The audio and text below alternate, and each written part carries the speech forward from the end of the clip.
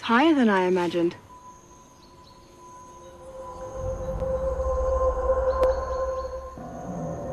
It doesn't like us. Stop it, come on. Where? Up. You said you wanted to. What are you doing? Climbing. You can't. Says who? I'm telling Mamselle. No, you're not. Come on. I'm ill. You shouldn't have had that second piece of cake. No, you got to watch that second piece of cake. Time to look now at where Australian production money is hitting the screen this week. And on Sunday, Foxtel Showcase released its mini-series adaptation of Joan Lindsay's 1967 novel Picnic at Hanging Rock, produced by Fremantle Media. Now, most Australians will know this as a film, I would dare say, the 1975 classic masterwork of the Australian cinema renaissance directed by Peter Weir. But the TV series is an expanded retelling, and it delves into the girls' backstories and the history of the headmistress of Appleyard College, Mrs. Appleyard, yes, who runs that posh all-girls school in rural Victoria where the story is set. The year is 1900. Australia is about to become a nation, and Joan Lindsay, of course, is writing the novel on the eve of another milestone, the referendum on Aboriginal citizenship. Hence, the story is full of anxieties over landscape and our place in it, and the disappearance of 4 young women at the Rock is a plot device that channels these concerns. Joining me to discuss this new adaptation on the small screen are 2 guest critics, The Guardian's Lauren Carroll Harris and Fairfax's Craig Matheson. Welcome to both of you on the Hub on Screen. Hey, Jason. I'm glad you got here Hello. and didn't get lost. Hi, Craig. Let's start with the look of this show, because I think it's the first thing that leaps out at you. The colour palette is so lush. I mean, if you compare this to the sort of bleached summery look of Peter Weir's film, Joe Ford's production and design and Gary Phillips' cinematography are both extraordinary. Lauren, what did you make of the look of this? Yeah, I mean, it's not the Australian bush that I know. Certainly having lived in, the Blue Mountains, I'm used to a really silvery, soft aesthetic. And I did really think, wow, this isn't the usual prestige TV thing. Like, there's something kind of interesting going on about the style. They'll do things like flip the image on its head, so okay, something's up, something's going to happen to these girls. Yeah, mimicking those early cameras, but absolutely, right. There's a bit of there's a fever dream aspect to this. Yeah. Bit of dare I say, Sophia Coppola's Marie Antoinette. Yeah, or The Beguiled, maybe. Beguiled. Yeah. There's a bit of Juraj Hers, maybe. Even Lucille Hadzilahilovich's great film Innocence, which also set in a school and also conjuring this gothic stuff. Craig, what did you make of the look of this? Oh, well, it's sort of set at boiling point, isn't it? The rose rich reds, and everything sort of has a simmering feel to it, like it's going to boil over, which of course it does. Yeah, it did make me wonder, though, whether the main director and the supervising director is a Canadian, Larissa Kondracki, and she's worked on things like Better Call Saul, and very, you can tell she's got a lot of talent behind the screen. It made me think, though, has she ever spent a summer in the Australian bush? Because Weir's film, you felt the sweat beading around those, laced collars and so forth. I think that was part of the metaphor of the unease of the Australian bush. Yeah, and the trance. And I think that, the hypnosis of the film is something that's really lacking in the series. I mean, the aesthetic isn't as risky as it seems once you realise that they're actually doing a pretty, like a police procedural, a crime drama. Where are the missing girls? Where are the missing girls?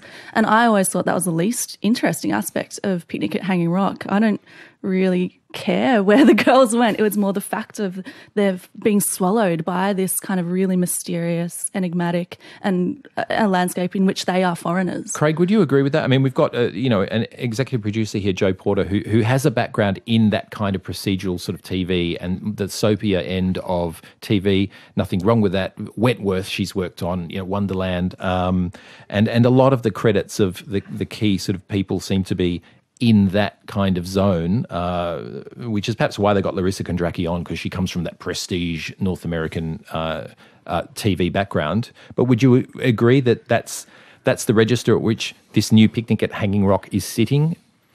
Well, I think it's actually a faux procedural because everything that's layered on is quite ineffectual.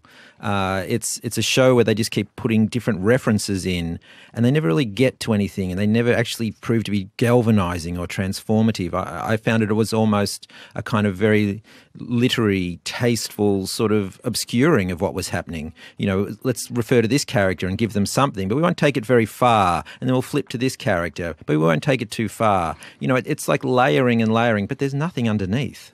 All right, well, let's play another clip from this new Picnic at Hanging Rock, which is screening on Foxtel. It's been screening there since Sunday. You can binge all 6 episodes. I'm going to play you a clip where Irma, played by Samara Weaving, who's the girl who, for people who know the story, does manage to get back after being AWOL for a couple of days on the rock. She's talking to the school's French teacher, who's played by Lola Bessis. But Irma, what happened? What happened at the picnic? Where are the others? I can't. Pour l'amour de Dieu, vous devez vous rappeler. When I try to remember, it's as if ants are swarming inside my head. I do love that line, ants swarming inside my head. I'm not quite sure of the acting in this, to be honest. I mean, Samara Weaving's a great actress. She's in all sorts of things, forging a career in America. I think at times she seems like someone doing a parody of, a lady of this time, a woman from a, upper class Melbourne family. And there are other performances that I was not that convinced by, amongst some good ones. I mean, it's uneven is what I'm saying. Yeah, I think there's not an ensemble who are on the same page about what kind of show they're in, what kind of genre, what kind of tone. But that also comes from the script, I think what we're hearing is one of my real kind of stock standard hatreds of shows where they put the subtext into the dialogue. As soon as I hear it's about retribution, I just think, don't talk to me like that, TV. Like I'm not a moron. Do you think also there's a lot of backstory here that isn't in certainly Weir's film, and we get a lot of backstory around Natalie Dormer's character, who is of course Mrs. Appleyard, and she also is badly cast for me. She's too young to be. To me, she looks the same age as the girls almost, but there's a lot of backstory about her and the reasons she left, old Blighty, the mother country, which I think is just, it doesn't take away from the mystery of the girls, but it takes away from the overall sense of mystery of the piece when it works at its best in something like Weir's adaptation. Would you agree with that, Craig? Yeah, it's almost as if there are several shows trying to work together. I mean, I think the structure of the original film, that central mystery that is inexplicable, they've tried to duplicate that over 6 pretty much hour-long episodes, and they can't really do it. They can't stay focused on it, so they keep turning the focus away to this character, to that character, to this issue. And I think, again, it doesn't tie together. And I must say, by the way, that Larissa Kondracki's direction in the second episode was terrible. Did you think?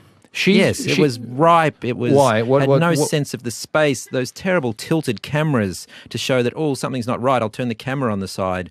So much slow motion. I mean, if you took all the slow motion out of this show, it would go for 5 episodes, not 6. Look, it did remind me of Sofia Coppola, as I said, and we've even got these title cards with sort of shocking pink that remind you of, I think it was the font used in Marie Antoinette, or at least the colour. And it's interesting how... Coppola tried to do something quite daring in Marie Antoinette, putting this very contemporary pop soundtrack to that. And that clashed with, obviously, the elegance of this period picture. And here they sort of try and do a bit of a poppy soundtrack, but obviously don't have the money to buy pop songs, so they've got someone to... compose them, and I think it's a particularly limp soundtrack, I must say. But I guess what I'm arriving at is that Marie Antoinette was all about a sort of clash of things. It sort of left your head spinning a bit. This actually ends up being a show that's trying to make the girls relatable. Right. By putting in these to backstories. Contemporary standards. I think so. Yeah. And that again sort of undercuts the overall mystery. We're not looking at this sort of weird other world and this otherness, and therefore that fits in with the whole themes of the novel, which is about us as Australians interrogating our own otherness. It's sort of becoming, they've made it as if it's an exercise to draw the audience closer to the characters and understand them. Right, their whereas I motivations. always was most kind of drawn to this thing of gliding over the politics of the day, gliding over the backstories. I mean, it does bring up an interesting issue. How do we look at the past and past stories and retelling them? Because, you know, in a contemporary framework, there are so many blind spots in Australian culture and Australian history, but I don't think that smushing over 21st century zeitgeist feminism onto a period piece set in 1900 really works. Yeah, in inserting this all that way. swag and snark. Yeah. And what did you make of, okay, Indigenous characters are here. We've got Tom, played by Mark Cole-Smith. Marion, one of the girls, is now an Indigenous Australian, Madeline Madden, both good actors. We also got the lesbian and gay sort of subtext in the original material. That's now very front of house. Yeah, Craig, sorry. Is it meaningful? No, it's just there as they're ticking the boxes off. I think that's the most boring way they can try and look at that period is to look at it now. It's the safe way. And, some of the scenes, it's like, let's find an excuse to get the girls undressed and then they can frolic together. For all that there was talk in pre-production about the male gaze, we want to invert that. Okay, fair enough. But this is much more pervy than, if I can use that word, it's much more pervy. I mean, there's lesbian kisses and stuff. There's also a scene where the girls are kind of comparing their body shapes, and it's the kind of scene you get in a lot of films about coming of age and being a girl. And this is where the Indigenous girl is also in this scene. There's three of them. And the script so tastefully avoids actually addressing her body issues that she might have at this point in Australia with dark skin.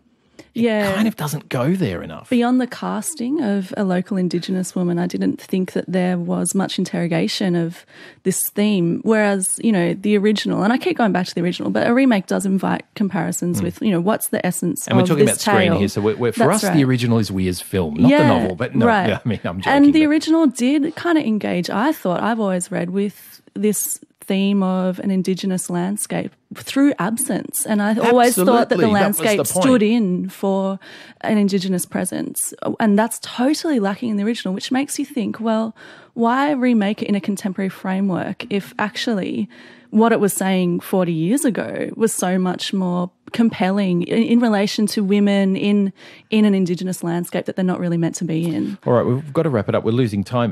We're running out of time, unfortunately. But Craig, a final word from you on this remake of of Picnic at Hanging Rock, this 6-part series screening on Foxtel.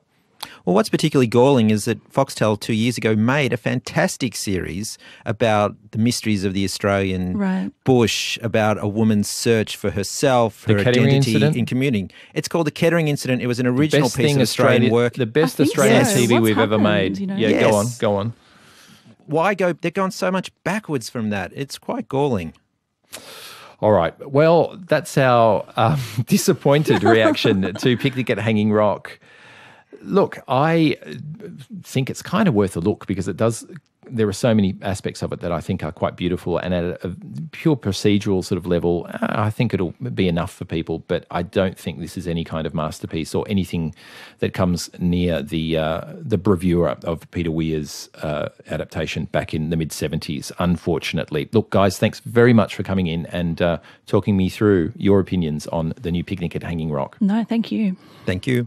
That was The Guardian's Lauren Carroll Harris and Fairfax's Craig Matheson. We'll leave you now with just a final taste of Picnic at Hanging Rock. They stopped searching. Shocking. It's been a week. Where are they? The girls are gone.